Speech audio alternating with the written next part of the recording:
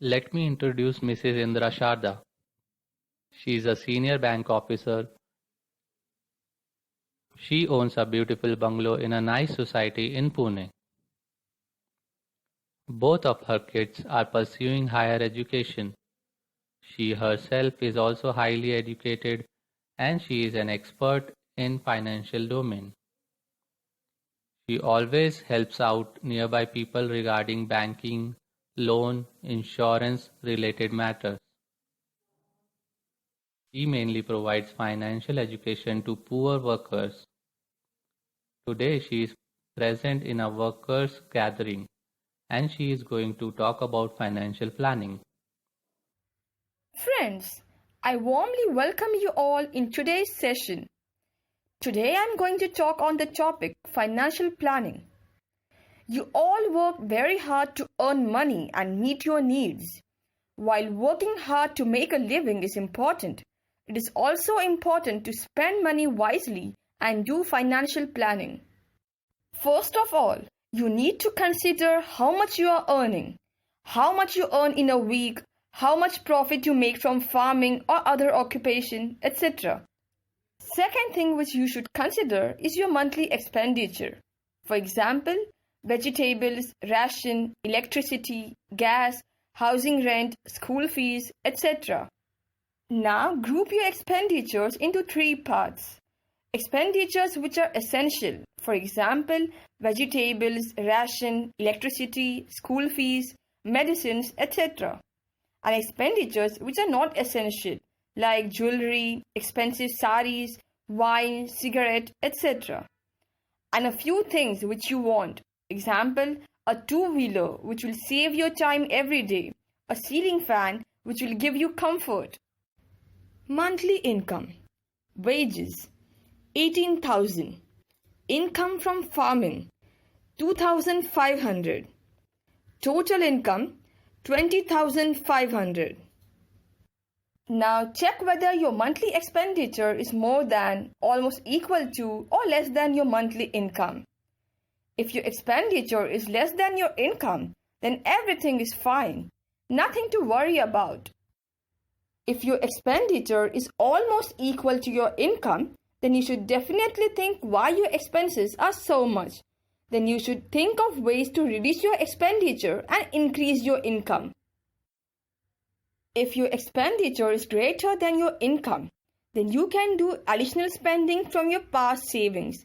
If you don't have your savings, you might have to borrow money or take a loan on which interest is levied. If this situation repeats every month, then it's a matter of great concern. You must take strict measures against it. You must think of ways to save money, find out which expenditures are not necessary and therefore can be avoided, thereby increasing your income. Your expenditure might be more or less than the income, but you should maintain a record of your earnings and spendings. You might choose to note it down each day, once in a week or once in a month. This is up to you. You can maintain a record in this way. It will be beneficial if you start keeping a record of your earnings and spendings. This will help you find out if you're spending extravagantly. This will also help you predict your potential expenditures and plan your finances accordingly. Every year, an additional amount of Rs 5,000 is needed in Diwali as compared to other months, or when the schools reopen in June.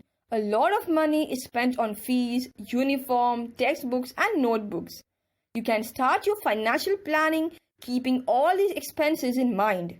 If you start keeping Rs 500 aside every month or Rs 100 aside every week for Diwali, then in 12 months you will have 12 into 500 is equal to 6,000 rupees, or 5 weeks in 1 month into 12 months in 1 year into 100 rupees is equal to 6,000 rupees. You can remain stress-free and celebrate Diwali with all happiness. This is all for your expenses in near future and its planning. But certain expenses occur after a long time period. For example, education of children, wedding ceremony, etc.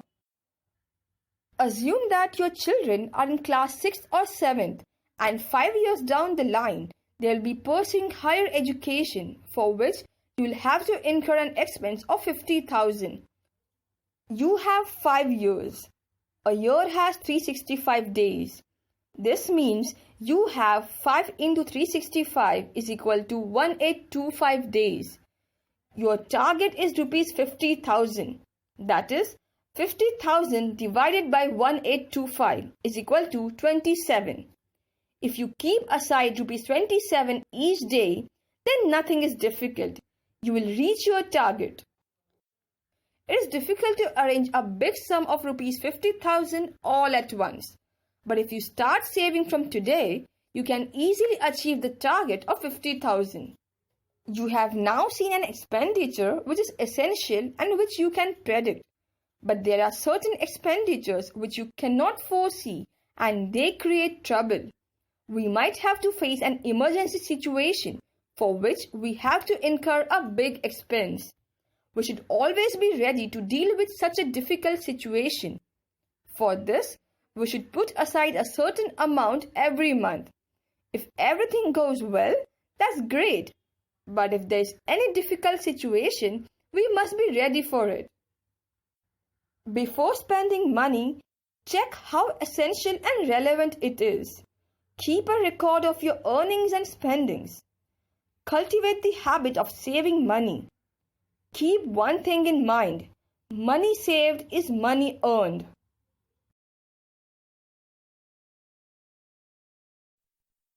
Now let us check how much you have understood from the above scene. Question 1. Is Diwali bonus an expenditure or an income?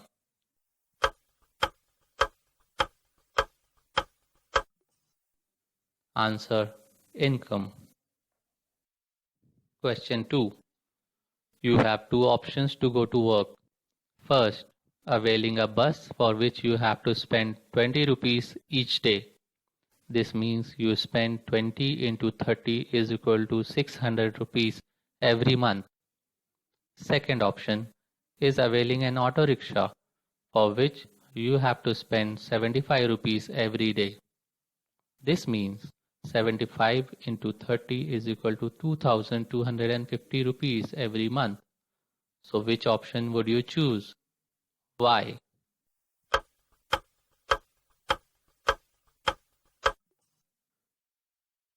Answer: the first option, bus, because it helps in saving money.